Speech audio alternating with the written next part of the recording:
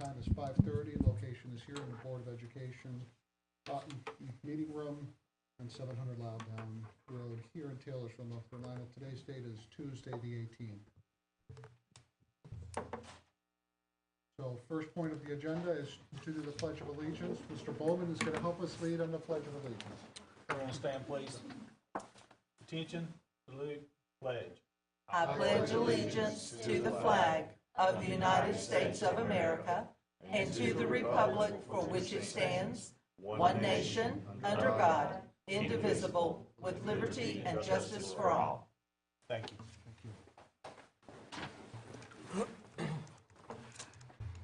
So all board members, you have received a copy of this agenda. And for your pleasure, do we have any questions or concerns or comments for any on the agenda?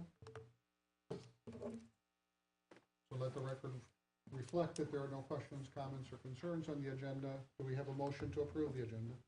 We would approve agenda as proposed. Second. Mr. Bowman provided the submission, and it was seconded by Mr. Reese. So we will continue forward with the agenda. So now we go on to item 2, the public hearing.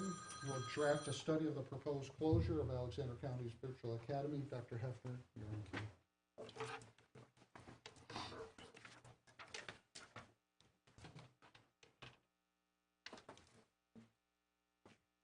Thank you, Vice Chairman Aguayas, board members, members of the community. You will notice that what I'm about to present to you says that it's a public hearing study draft. And the reason for that is because no decision will be made tonight. Tonight, you will be provided with information about the Alexander Virtual Academy. If you have questions that I am unable to answer this evening, I will make note of that. Also, if we have any kind of public comment, that will be reflected in the draft as well and presented back to you all at the May meeting for action. Do you have any questions? Then I would just like to share a little bit about the Alexander Virtual Academy.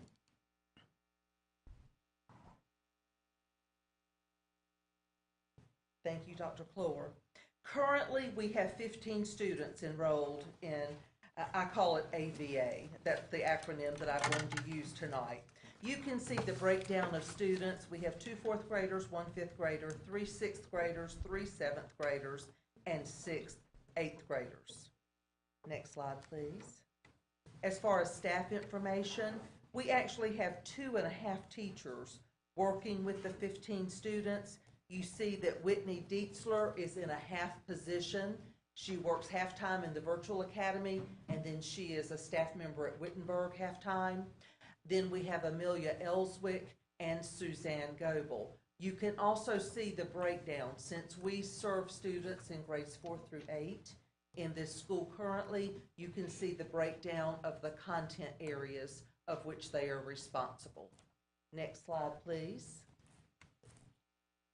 As far as transition information, when I asked Melinda Glenn, you know that she served as the principal of AVA before she was named full-time principal at Wittenberg, so she's actually continued to wear both of those hats.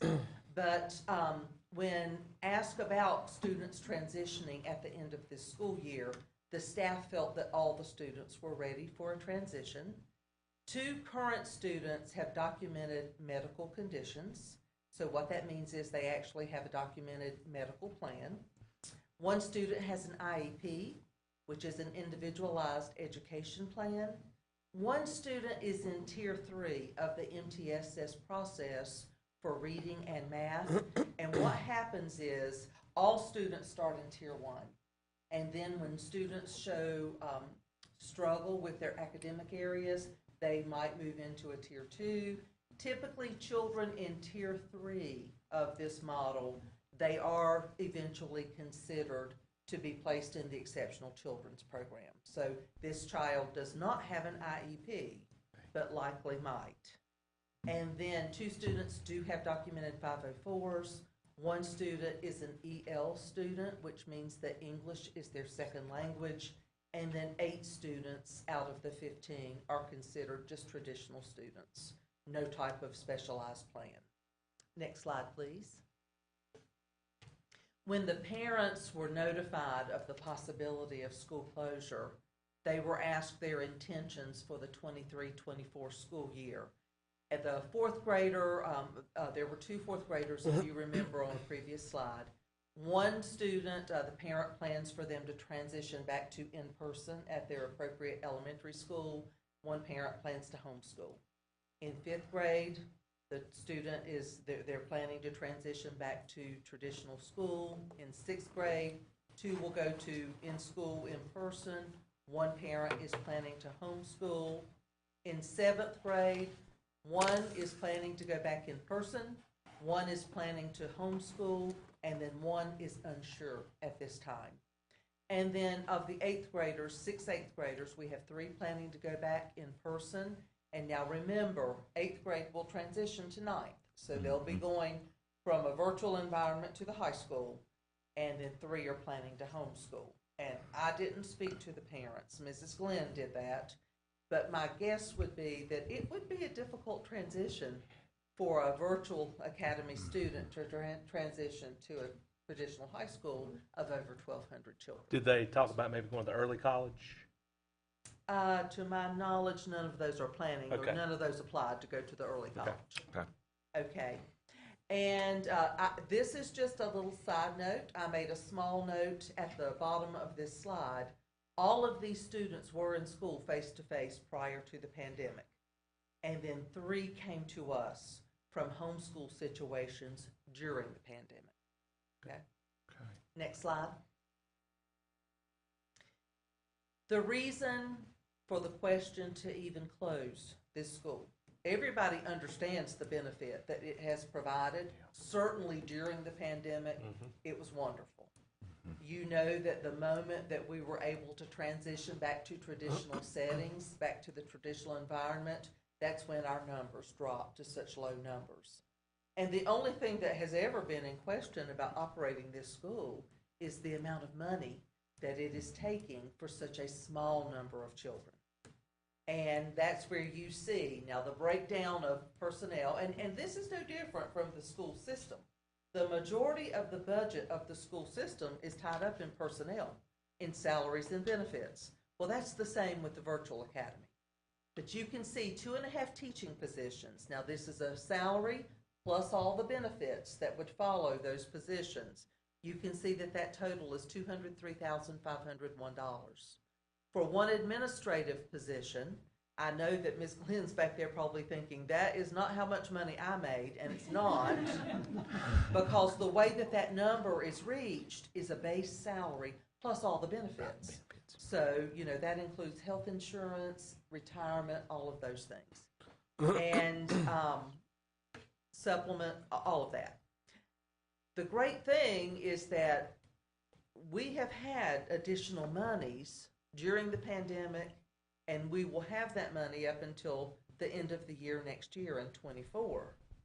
However, that money will eventually be gone, and we're trying to be very conscious of that, as well as we've tried to be very good stewards of the money. So ESSER funds have been used to enable us to do this. But please understand, again, those funds will be gone at the end of next year, all of them. And then, again, just some information. The school is located at Wittenberg Elementary School. So it's not like a different cost to rent another building or anything. That was never the case. The number of pupils, as I said, decreased drastically when we were allowed to transition back to the regular environment. The teacher of student ratio, that is very different because the way that that is typically allotted, you have about 1 teacher per anywhere from 18 to 28 to 30 children.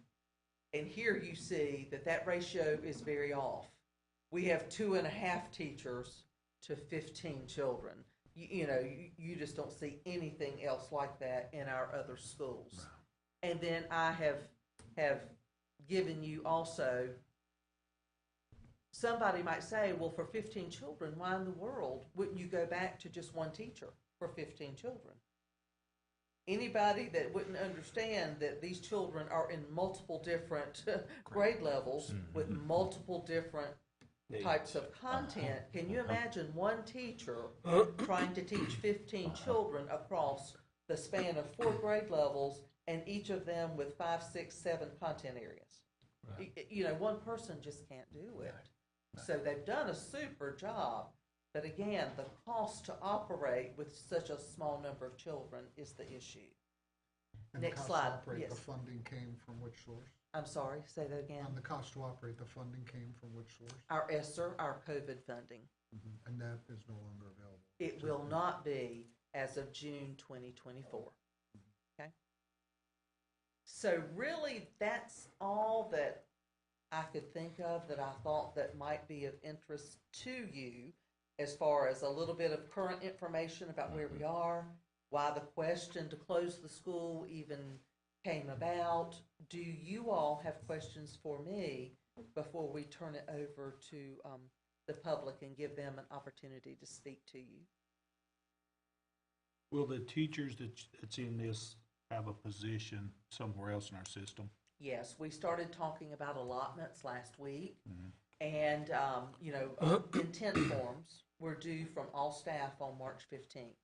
And Dr. Clore compiled all those intent forms, and we have already reviewed how many resignations we'll have, how many retirements, and we will absorb the 2.5 teaching positions back into a normal school setting. And will that be the same 203,501 that we would absorb back in? Will it be a different, or would it be more? Oh, no, for those 2.5 positions, Okay. that's what the 2.5 will cost us. Okay. Now, that's not including any raises that we might Correct. get in the budget. But yes, 2.5 positions, that's what it will cost in salary, supplement, and benefits. Okay. Other questions? And again, it's not a question of was it successful. It has been successful. Right. That's not in question here. The problem is, it's just the low student numbers and the amount that it costs to operate that. What about your peers, other, you know, school systems? Are they doing the same thing? They're having these very same conversations. And some of them in larger systems have large enough numbers They to have enough justify. students to justify keeping it open. Yes, and we just don't. Right. Well, the 5 students have mentioned that they want to homeschool, the parents choosing homeschooling as an option. Is there a recurrent theme? Is there something that we can work on to improve on that would attract them to come back to our schools? When that was submitted to me, it gave reasons why. I remember one vividly, it was just safety. That was an issue. Mrs. Glenn might be able to speak a little bit more to that. I don't have that chart with me. Melinda, could you come up and speak to that, since you have worked with the children and their families? Thank you. Thank you for the opportunity to speak. As far as the reason for students to go to homeschool, for most of them, it's a social anxiety, just concern over being in person and relationships with peers, things like that. And most of these students have not been in our middle school at all. It's just history with parents and what they went through, or just concerns about what they hear in the news from other places from here. So that's typically the reason that they're choosing to go to homeschool. And then the 3 and 8th grade, if you notice, 3 of the 6 and 8, they were choosing homeschooling. I honestly, if I had to guess, I think it has to do, you know, that your own children, if you've had a child transitioning from elementary to middle, or from middle to high school, there is I'm sorry, I'm supposed to be at the mic. There is automatically, no, you can stay. There's automatically some anxiety. I taught elementary children and talked them through when they came to me and said, Ms. Hefner, I don't want to go to West. I said, sweetheart, you have to go to West. That's not an option, you know, that's the next step for you. But, you know, there's just a normal amount of anxiety. If I had to guess, I'd say some of that might be playing into the 3 8th graders.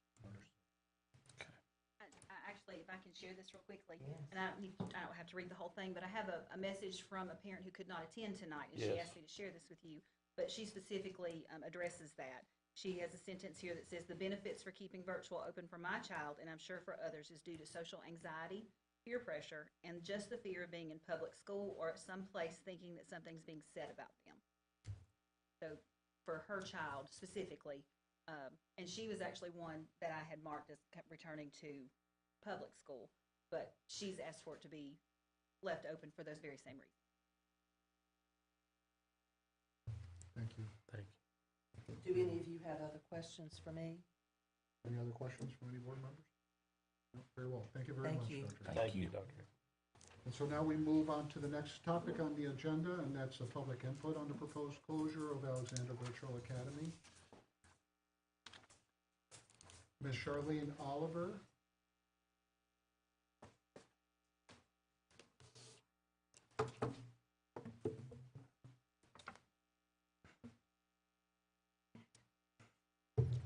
Thank you for coming in. Thank you for letting me speak. I'm not really a real good public speaker. This is my virtual academy student, and this is his first year at Virtual Academy. And he had originally went to Sugarloaf before. And the biggest reason how come I chose Virtual Academy, I was looking at NC homeschool. Like, I had him already almost completely enrolled, and then Miss Glenn called me, and she's like, "You put down virtual?" I said, "Yeah, ain't that what I'm supposed to put down?" And she's like, "You need to make sure he's in there." So she was actually able to get him in there for me, get him away from the whole, the NC, the North Carolina online class stuff, because he definitely was not ready for that yet. He still needed his teacher instruction, but I myself had a bad occurrence at East whenever I was younger, and that would be the school that he would attend. And I was bullied a lot, and I didn't, honestly, I came out a better person in the end, but I wouldn't put my child through that. And if it was the decision to close Virtual Academy, then yeah, I definitely put him in homeschool. And him too, he'll be going into 6th grade, and he wanted to do homeschool, and I got a 3rd grader that's going into 4th grade, and she's like, "AVA starts at 4th grade, right, Mom?" Like, "Yeah, I'm sure it does." She's like, "I want to go to that next year." She don't want to be in school setting. She wants to be able to basically do the paperwork and be done for the day. She can actually just read it, and she absorbs it like nothing. But it would be tremendous, even if they only have 15 students. As far as I know, Alexander County, we all look at the benefits of our children. So even the 15 students, yeah, it's not a big number, but it's helping these students out tremendously. It's helped him out a lot. He has ADHD, and he was diagnosed with it a few years ago. And ever since then, his teachers were like, "Well, let's get him on medication for it." And with AVA, he only has to take it the one day he goes. He don't have to take it anymore during the week. And that's an improvement, you know, especially with all these kids getting addicted to medications like Adderall and all that, just to try to stay awake to do their work, get their work done. And he don't have to do that, because he can sit at home and talk to his teacher over the computer and have a good time and actually get his work done without having a teacher going, "Dante, you need to straighten up. You need to stop doing this. You need to stop doing that."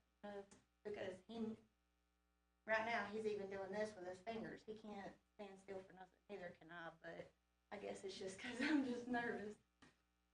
But He's in good company. it would be a tremendous loss, I think, anyway, if we closed Virtual Academy. Because all these students do need it. I know this one does, and I know he's going to too. And right now he's in 5th grade, and he's all up for, he's ready to go, but it's like Dante gets extra help in Virtual Academy that he wouldn't get in a brick and mortar setting. And I just don't know what I would do if I didn't have Miss Glenn or Miss Goebel or Miss Ellswick. Every question I have, she's automatic. She's on it. She knows. And even to getting him, make sure he got in the right spot at the beginning of the year, she put all the work in to do it. You know, that way I wasn't putting them in online NC and not knowing any of the teachers, them being in Raleigh and all that, so. She's talking about the virtual academy that's offered by the state. Yes. Yes, so I wanted to clarify Yeah, what I'm she's sorry. talking about. No, That's no, why I no. say North Carolina, because that's what it said whenever I applied. It was statewide, not Yes, countywide. yes, yes. And she made sure he stayed in the county schools. So, and I graduated from here, so I went all the way through high school in public setting, and if there's a way for him to not have to go through what I did, even a chance for him not to go through what I did, I'm gonna take it. I'm gonna make sure that he gets the best education possible, whether he's at home with me doing it in front of his computer or talking to Miss Glenn. You know, he's gonna get the best education I can give him.